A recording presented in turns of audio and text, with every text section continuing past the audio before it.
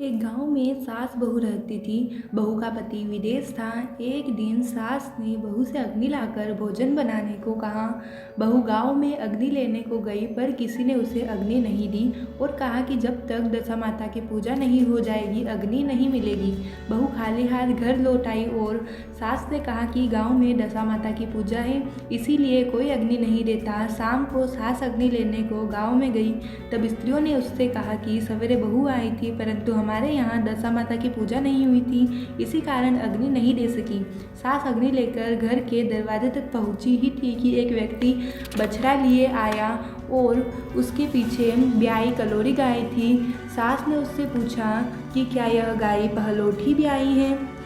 आदमी ने कहा हाँ बछड़ा है। सास ने बहू से कहा हम तुम भी गंडे ले लें और व्रत करें। दोनों ने गंडे की पूजा की। सास बहू ने 10-10 अर्थात 20 फेरे बनाए। 21वां एक बड़ा फरा गाय को दिया। पूजन करने के बाद सास बहू दोनों पारण करने बैठी। उसी समय बुढ़िया का लड़का विदेश से वापस आया और उसने दरवाजे पर आवाज़ लगाई। आवाज़ सुनकर माँ मन में कहा मैं पारण कर चुकूंगी तब किवाड़ खोलूंगी, परंतु बहू अपनी थाली का अन्न इधर उधर करके झट पानी पीकर उठ खड़ी हुई और जाकर किवाड़ खोले। पति ने पूछा कि माता कहाँ है? स्त्री ने कहा कि वह तो अभी पारण कर रही हैं। पति बोला बाहर 12 वर्ष बाद आया हूँ, इतने दिनों तक न जाने तू कैसे रही, अतः मैं तेरे हाथ से जल नहीं पीऊँगा। माता लाएगी तब जल पीऊँगा। माता पारण कर अपनी थाली धोकर पी चुकी थी।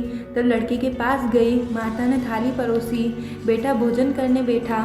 हाथ में प्रथम ग्रास लिया ही था कि फरों के टुकड़े जो बहू ने थाली में फेंक दिए थे उछलकर उसके सामने आने लगे। उसने माँ से पूछा यह क्या है? माँ बोली बहू जाने। यह सुनते ही लड़का आग बबूला हो गया और बोला जिसके चरित्र की तुम साक्षी नहीं हो उसको अभी बाहर करो। माता ने पुत्र को हर तरह से समझाया परंतु उसने एक भी न मानी। वह यही कहता रहा कि इसे निकालो नहीं तो मैं घर में नहीं रहूँगा। माँ ने सोचा बहू को थोड़ी देर के लिए बाहर कर देती हूँ, इतने में लड़के का गुस्सा शांत पड़ जाएगा। उसने बहू से कहा डेयरी के बाहर जाकर उसारे के नीचे खड़ी रह। जब बहू खड़ी हुई तो उसारा बोला दशा माता के विरोधी को मैं छाया नहीं दे सकता। तब वह वहाँ से हटकर गिरोजी के पास गई। गिरोजी बोली मुझसे हटकर खड़ी हो। वह यहाँ से कचरे पर जाकर खड़ी हुई। तब कचरा बोला इतना भार कूड़े का नहीं है जितना तेरा है, चल हट कर खड़ी हो। इस तरह वह जहाँ जाती वहीं से हटाई जाती। वह अत्यंत दुखी होकर जंगल को भाग गई। जंगल में भूखी प्यासी फिरती फिरती वह अंधकूप में गिर पड़ी पर उसे चोट न आई। वह नीचे जाकर बैठ गई। उसी समय राजा नल शिकार खेलते खेलते वहाँ आ पहुँचे। उसके साथ के सब लोग बिछड़ गए थे। वे प्यास के मारे भटकते हुए उसी कुएं पर आए जिसमें बहू गिरी हुई थी। राजा नल के भाई ने कुएं में लोटा डाला तो बहू ने उस लोटे को पकड़ लिया। तब भाई ने राजा से कहा कि इस कुएं में तो कोई लोटा पकड़ रहा है। तब राजा ने कुएं के पास जाकर कहा कि भाई तू यदि पुरुष है तो मेरा धर्म का भाई है और यदि स्त्री है तो मेरी धर्म की बहन, तू जो भी है बोलो। स्त्री ने आवाज़ दी। राजा ने उसे कुएं से बाहर निकलवाया और हाथी पर बिठाकर अपनी राजधानी ले गए। महाराज को महलों की ओर आते देखकर दासियों ने महारानी को खबर दी कि महाराज आ रहे हैं और एक रानी भी साथ ला रहे हैं। रानी बड़ी दुखी हुई। जब महाराज सामने आ पहुँचे तब रानी ने विनय की महाराज मुझसे ऐसी क्या भूल हुई जो आप मेरे रहते दूसरा विवाह कर लाएं। इस पर राजा नल ने हंसकर कहा कि तुम्हारी सौतन नहीं मेरी बहन है। यह सुनते ही रानी का मुंह खिल उठा। राजा ने उससे उसका नाम मुँह बोली बहन रखा और उसके लिए अलग महल बनवा दिया। एक दिन राजा की एक घोड़ी ब्याही। तब मुँह बोली बहन ने अपनी दासियों से पूछा घोड़ी पहलोठी ब्याही है या दूसरी तीसरी बार? उन्होंने जवाब दिया ब्याही तो प्रथम बार ही है। तब उसने रानी से कहा आओ भावज हम तुम दोनों दशा माता के डोरे लें। रानी ने पूछा किसके डोरे और कैसे डोरे? तो मुझे समझाओ। तब वह बोली, दशामाता के व्रत का यह नियम है कि पहले पहले जब गाय या घोड़ी या स्त्री का प्रसव सुने तब डोरा लेकर व्रत आरंभ करे। 9 व्रत करने के बाद 10वें दिन उस डोरे का पूजन करके विसर्जन करे। इसी के साथ उसने उसको पारने के नियम बताए। तब रानी बोली, ननद यह कैसा व्रत है? ननद बोली, भाभी मुझसे जो चाहो कह लो, परंतु व्रत के संबंध में कुछ मत कहो। मैं इसी व्रत के कारण मारी मारी फिरी हूँ और तुम्हारे देश में आई हूँ। ऐसा कहते हुए उसने श्रद्धा पूर्वक डोरा लिया। 9 दिन तक 9 व्रत किए, 9 कथाएं कही। 10वें दिन विधिवत पूजन किया, गोला फरा बनाए और शाम को पारण करने बैठी। उसी समय उसके पति को अनायास प्रेरणा हुई और वह अपनी माता से ज्ञात लेकर स्त्री का पता लगाने निकला। घूमता फिरता राजा नल की राजधानी में पहुंचा और अपनी स्त्री का पता लगाने लगा। एक कुएं पर उसने औरतों से बातें करते सुना। एक बोली, राजा महल में मुँह बोली बहन लाए हैं। दूसरी बोली, वह जैसी सुंदर है वैसी धर्मात्मा भी है, जो उसके दरवाजे पर जाता है सादर इच्छा भर भिक्षा पाता है। तीसरी बोली, यह तो सब ठीक है, परंतु अब तक पता न चल सका कि वह कौन है। स्त्रियों की बातें सुनकर वह साधु वेश बनाकर राजा नल के मुँह बोली बहन के द्वार पर पहुंचा और आवाज़ लगाई तो प्रबंधनकर्ता उसे भिक्षा देने लगे। उसने भिक्षा लेने से इनकार कर दिया और कहा, जब भिक्षा देने वाली खुद आकर भिक्षा देगी तब लूँगा। तब लोगों ने उससे कहा, उस समय वह दशामाता का व्रत करके पारण कर रही थी, तब तक ठहरो। वह चुपचाप बैठा रहा। पारण कर लेने के बाद वह मुट्ठी में मोती भरकर लाई, परंतु पति को पहचानकर मुस्कुराती हुई लौट गई। दोनों ने एक दूसरे को पहचान लिया था। रानी ने ननद को मुस्कुराते देखकर पूछा, आज इस परदेसी को देखकर हंसी हो, इसका क्या कारण है? उसने उत्तर दिया कि वह तो हमारे ही घरवाले हैं। रानी ने राजा से कहा, तुम्हारी मुँह बोली बहन के घरवाले आए हैं। राजा ने कहा, उनसे कह दिया जाए कि वह घर जाकर वहाँ से अपनी हैसियत से आए, तब मैं बहन की विदाई करूँगा। वह वापस चला गया और उसने माता से कहा, तुम्हारी बहू राजा नल के यहाँ उनकी बहन होकर रहती है, नियत धर्म से दिन बिताती है। तब माता ने आज्ञा दी कि तुम उसे ले आओ। वह डोली कहार आदि के साथ फिर से राजा नल के नगर गया। राजा ने समधी की हैसियत से उसका स्वागत किया और कुछ मेहमानी में रखकर विधिपूर्वक बहन की विदाई की। जब वह महल से बाहर निकलकर चलने लगी तब महल भी उसके पीछे पीछे चलने लगे। रानी बोली, ननद जी तुम चली और मेरा महल भी ले चली, जरा लौट के पीछे की ओर तो देखती जाओ। उसने देखा कि राजा की संपूर्ण राजसी वैभव लिप्त हो गया है। वह स्त्री तो अपने पति के साथ जाकर आनंद से रहने लगी, परंतु राजा नल का यह हाल हो गया कि वे दोनों कमली कंथरी ओढ़ने फिरने लगे। जब राजा नल बोले, रानी जहाँ राज किया वहाँ इस दशा में नहीं रहा जाता है, इसलिए यहाँ से जाना ही उचित है। रानी पतिव्रता थी। राजा रानी दोनों महल से चल दिए। चलते चलते एक गांव के पास पहुँचे। वहाँ बेर के वृक्षों से अच्छे अच्छे बेर लगे हुए थे। राजा रानी दोनों भूखे थे। वे बेर बीनने लगे, परंतु बेर लोहे के होते जाते थे। इसी तरह राजा व रानी जो वस्तुएं हाथ से छूते थे वह कंकड़ पत्थर इत्यादि हो जाता था। राजा रानी आगे बढ़े। रास्ते में उन्हें एक बनिया मिला। उसने राजा नल को पहचान कर राजा रानी को आटा दिया। वे आटा लेकर नदी के किनारे गए। वहाँ रानी भोजन बनाने लगी और राजा स्नान करने लगा कि मछुआरों ने राजा को 4 मछलियाँ भेंट की। रानी ने रोटियां सेककर मछलियाँ भूनकर रखी। जब राजा आए और भोजन करने बैठे तब रोटियां ईंट की हो गई और मछलियाँ नदी में कूद गई। राजा रानी वहाँ से चलकर अपनी मुँह बोली बहन के यहाँ गए। बहन ने सुना कि उसके भाई भौजाई आए हैं। उसने पूछा कि कैसे आए हैं, तो सुना कि लटके चिटते आए हैं और कैसे आए हैं। यह सुनकर उसे बड़ी लज्जा आई। उसने एक कुम्हार के यहाँ ठहरा दिया। शाम को थाल सजाकर बहन खुद भवज से मिलने आई। उसने सामने थाल रखा और भावज से कहा, इस थाल में जो कुछ भी हो कुम्हार के चरखे के नीचे रख दो और चली जाओ। वह थाल का सामान चरखे के नीचे रखकर चली गई। थोड़ी देर बाद राजा रानी ने पूछा, बहन आई थी? रानी ने कहा, आ तो थी, पर जो कुछ लाई थी मैंने इस चरखे के नीचे रखवा दिया। राजा ने देखा कंकड़ पत्थर के सिवा और कुछ भी नहीं था। राजा समझ गया कि यह सब कुछ कुदशा है। वे चलकर अपने मित्र के घर गए। मित्र ने सुना कि उसके मित्र नल आए हैं तो उसने पूछा, कैसे आए हैं? लोगों ने कहा, कमरी ओढ़े कंतरी बिछाए मांग मांग कर खाना खावे ऐसे आए हैं। मित्र ने दुखी होकर कहा, कोई हानि नहीं, जैसे आए हैं आखिर मेरे मित्र हैं, उनको महलों में ले आओ।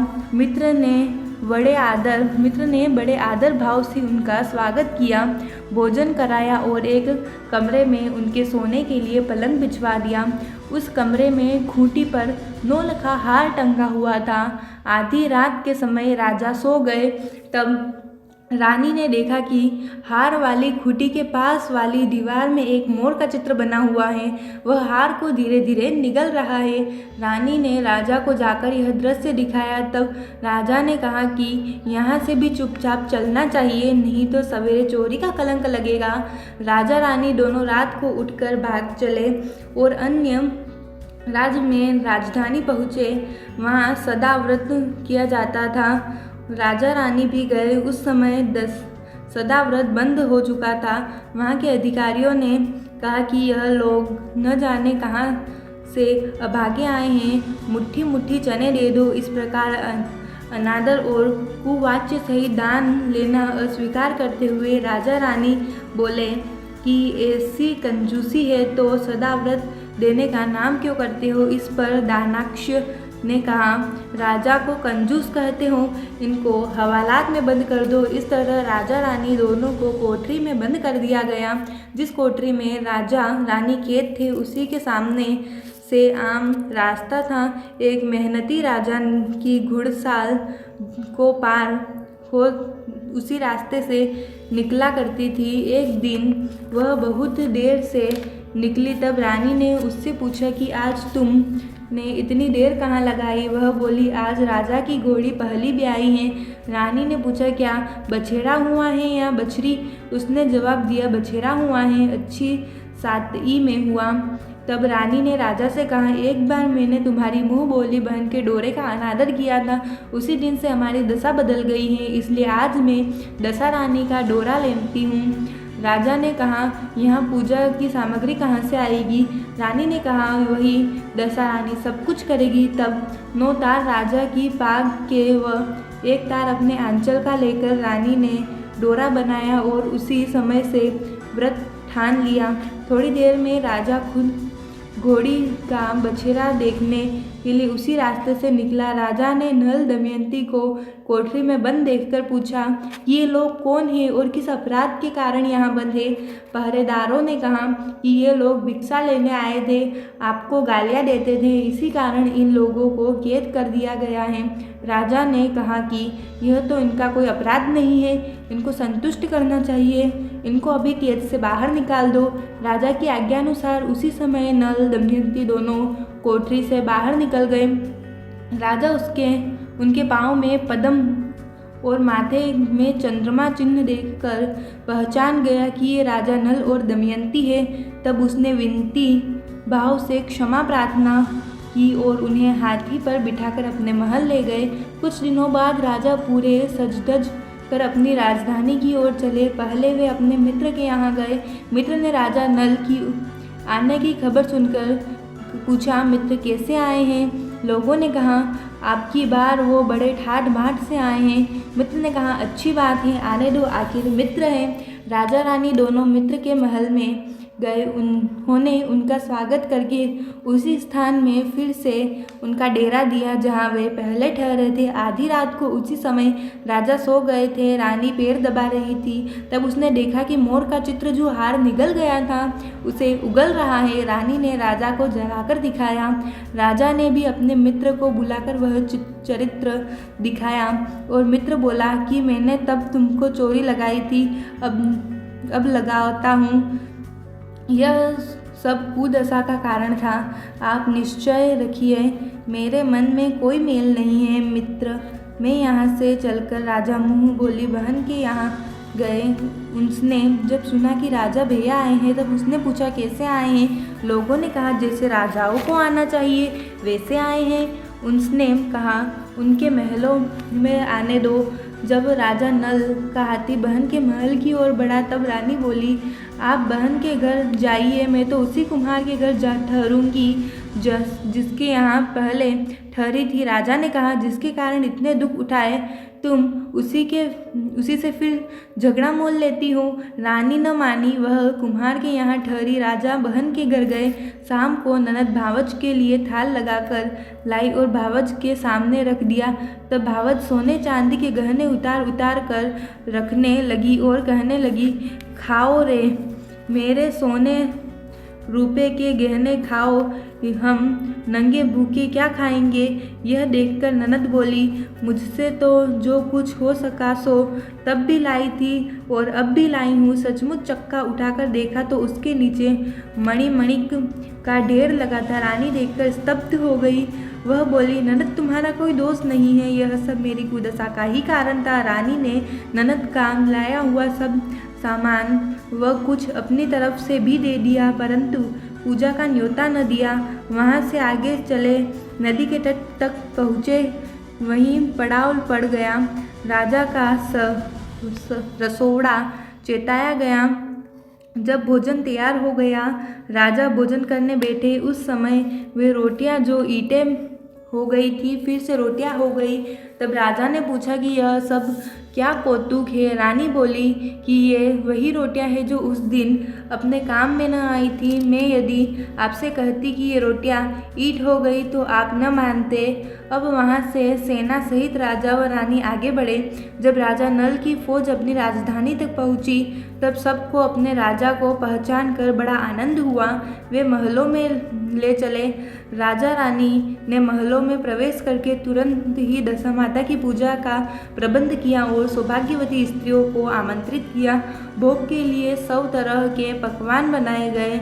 आटे की बटी हुई 10 बत्तियाँ, 10 गुड़ या शक्कर की गुजियाँ और 10 अठवाइयाँ सुहागिनों के आंचल में डाली गई। सुहागिनों को श्रृंगारित आदि दशा रानी की पूजा आरंभ की। कलश स्थापित होकर दिया जलाया गया, बत्ती ही न जली। तब पंडितों ने विचार करके कहा कि यदि कोई न्योता पाने वाला न्योते से रह गया हो तो स्मरण किया जाए, उसके बाद ही आगे दीपक जल जाएगा। रानी ने कहा कि मैं तो सभी को न्योता दिलवा दिया है, सिर्फ मुँह बोली बहन को न्योता नहीं दिया है। राजा ने द्रुगगामी रथ भेजकर मुँह बोली बहन को बुलवा लिया। बहन के आकर दीपक जलाया। बड़ी धूमधाम से पूजा हुई। अंत में सुहागिनों को भोजन कराकर विदा किया गया। उसी समय राजा ने राज में हुक्म जारी किया कि अब वे मेरी प्रजा लोग दशा माता का व्रत करेंगे। भगवती माता ने जैसे राजा नल के कष्ट हरे ऐसे ही सबके कष्ट हरे। जय दशा माता। अगर आपको कथा अच्छी लगी है तो लाइक करें, सब्सक्राइब करें और कमेंट में जय दशा माता लिखकर जरूर जाएं।